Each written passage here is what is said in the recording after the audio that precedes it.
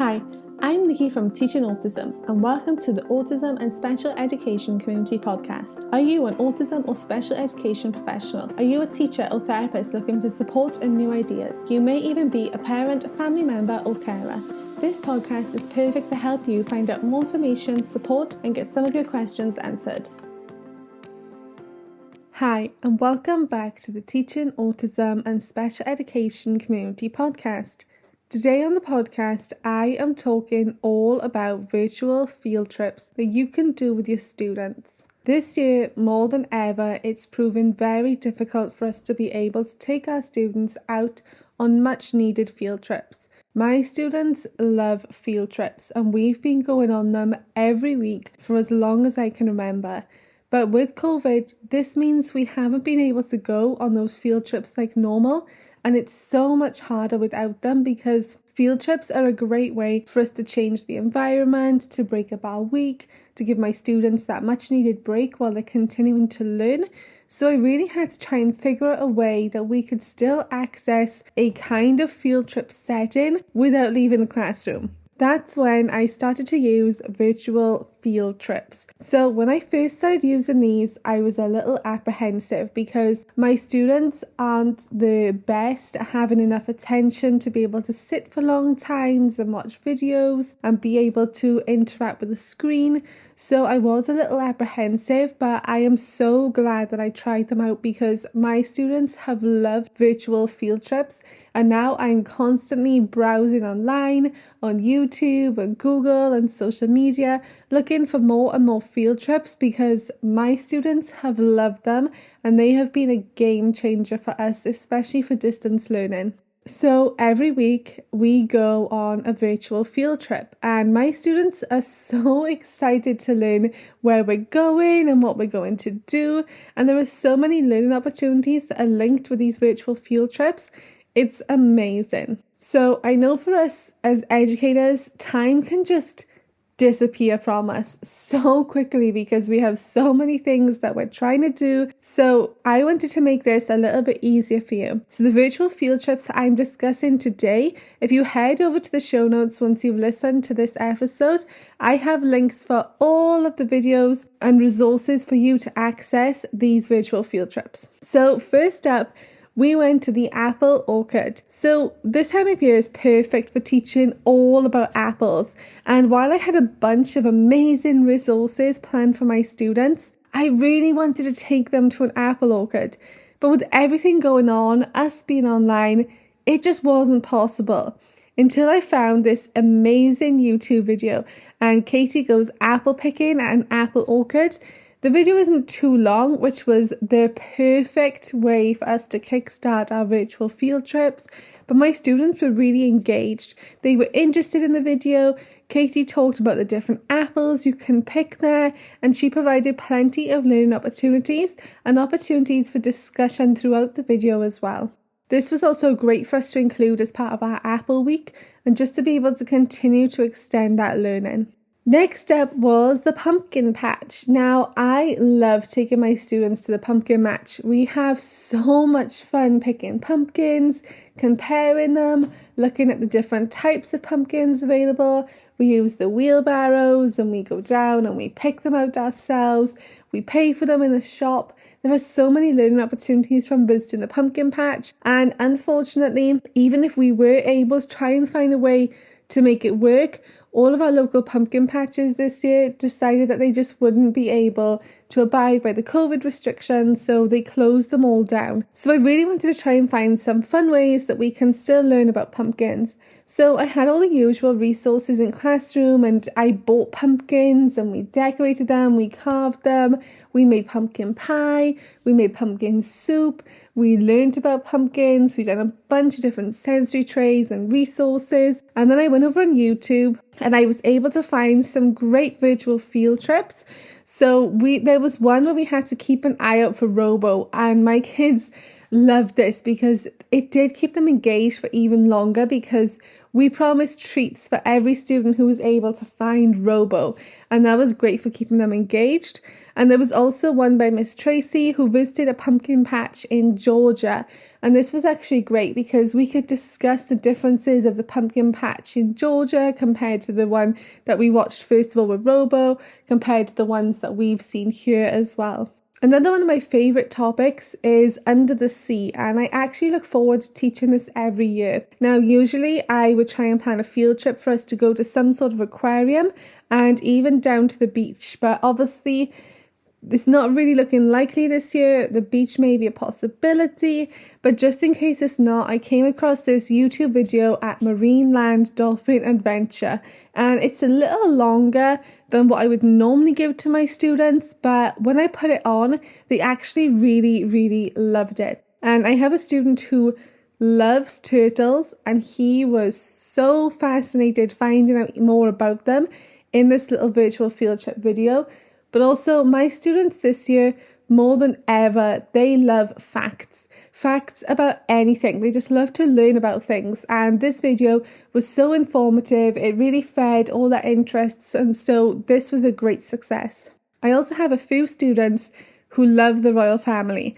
So we head over to their website, and I was just browsing and looking around for things maybe I could show them and teach them and add to some of the resources I already had for them.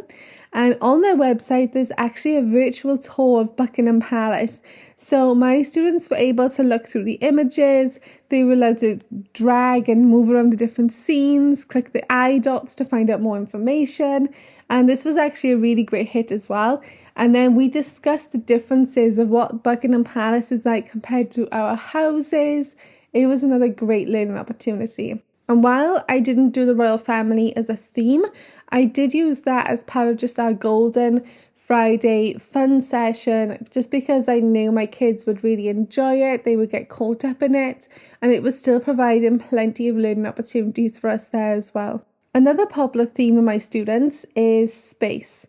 So my kids love learning about space and the planets and aliens and anything space related that I pull out, they love. And there are a bunch of great virtual field trips that are perfect for this. So NASA actually offer virtual tours of both their Langley and Glenn research centres, and also the Space Centre Houston app. They all have virtual field trip options, and my kids really enjoyed this. We also went on YouTube and we found a couple of videos where astronauts done questions and answers, and my kids they were fascinated. They love all things space. So even if you don't have something as a current theme, you can definitely still use these field trips to try and suit your students' interests. So maybe on a Friday for some golden time, if you know your students really enjoy a certain theme or a certain topic, you can head over to YouTube or Google and see if you can find virtual field trips matching those. So one of my favorites is Walt Disney World. Don't even try and pretend that you don't have students who love Disney, because guaranteed everyone does. And a virtual field trip to Disney is sure to score you some extra brownie points with your students.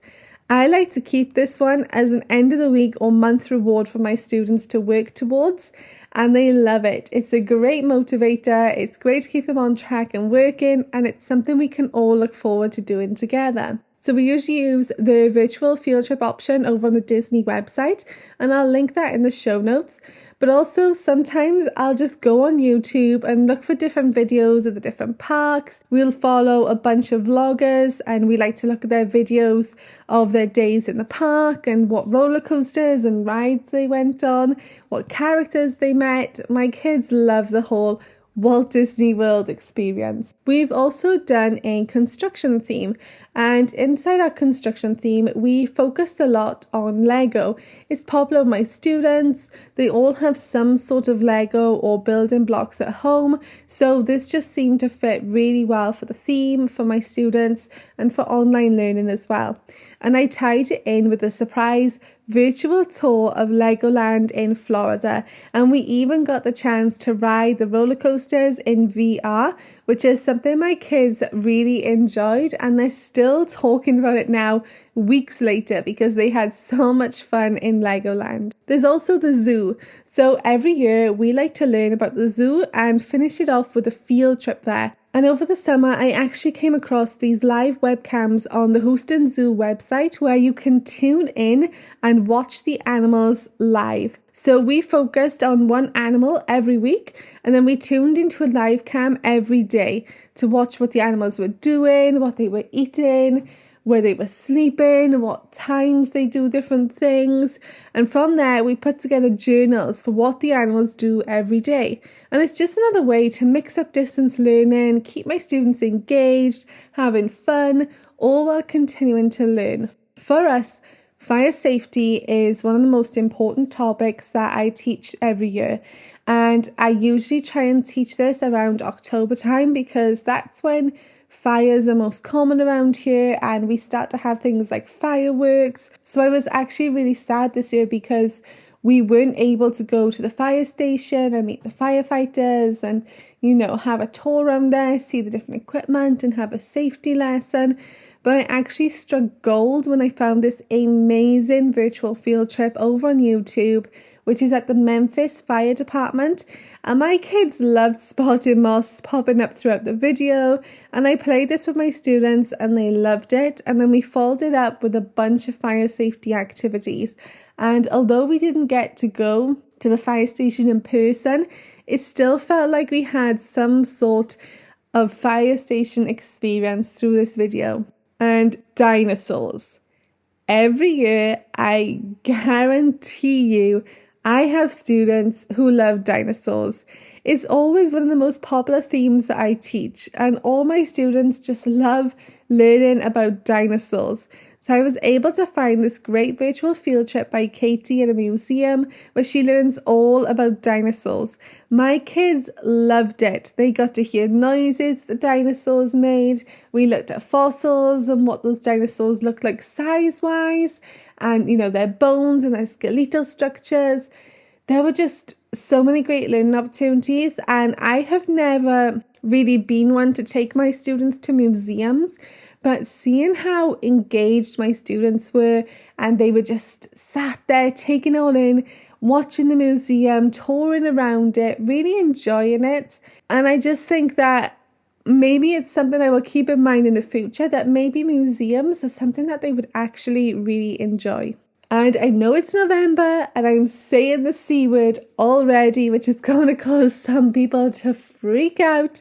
But let's face it, time is going by so quickly right now. And before we know it, it's going to be December and we're going to be trying to find things for Christmas.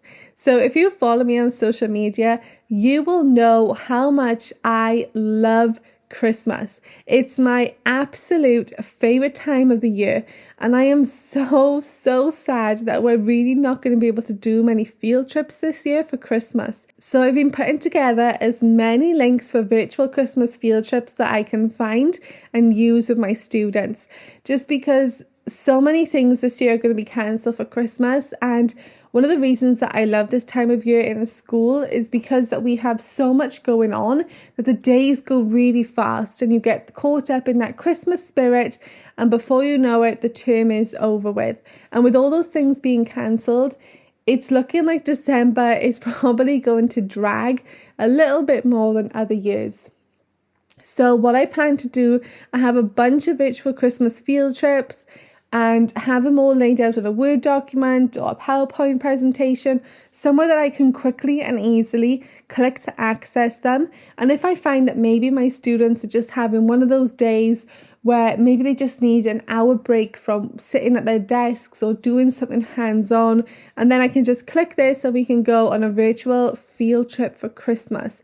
So there's things like visiting an Italian Christmas market, going to Santa's house at the North Pole, visiting the Christmas tree farm, lots of fun Christmas activities. And while I'm planning ahead, I'm also looking for next spring. So in the spring, I love to teach about farms, and we're hoping that maybe we'll be able to visit a farm or two in the spring. But the way things are going, I just have a feeling maybe we won't be able to. So just in case we can't, I found this great virtual field trip over on YouTube with Miss Penny.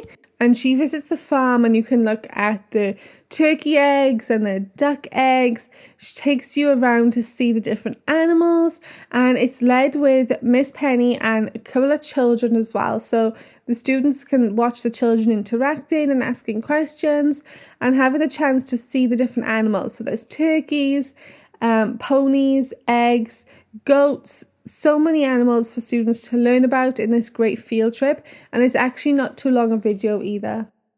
And finally, you can even make your own virtual field trip by using things like Google Classroom, Google Slides, PowerPoint. You can look at field trips that you've been on before and look back to see if maybe you can use those photos and videos to make your own virtual field trip.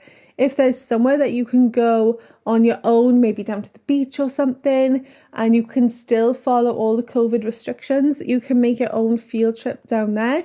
I've also seen a lot of people using Google Slides and putting together like little town centres and having different shops linked on them, and students can click on the shops, then they go there and they access their shopping list and they have to find the items in the store, then they pay for them. So that's also another great field trip idea as well. But honestly, if you have not tried virtual field trips, maybe you're feeling a little bit nervous that your students won't be able to sit and pay attention for that long. Maybe you're nervous that your students won't really be interested or won't really understand when it's on the computer screen. I encourage you to just give it a go. Just try it out. See how your students get on, mix it up and try different things. Try shorter videos, longer videos, more interactive ones on YouTube. You can make ones that are clickable and your students can work their way through, but definitely give them a go, because even once things do eventually get back to normal, you'll still be able to use virtual field trips, because there may be times in the future where maybe you just want to give your students on a Monday afternoon an hour with a virtual field trip, something to break up the day, get them engaged in something different and up from their desk. And so virtual field trips are perfect for you to build up in your library and keep and use over and over and over again. So I hope you found today's podcast episode where we're talking all about field trips helpful. Don't forget, if you want to try and find any of the field trips that I discussed today, head over to the show notes. I've put all the links there for you. But you can also find some great virtual field trips on Google, on YouTube, even on social media. There are so many great Facebook teacher groups, and everyone has been sharing some of their favourite virtual field trip options. And so head over there to check that out as well. Thank you for listening, and I'll speak to you again soon.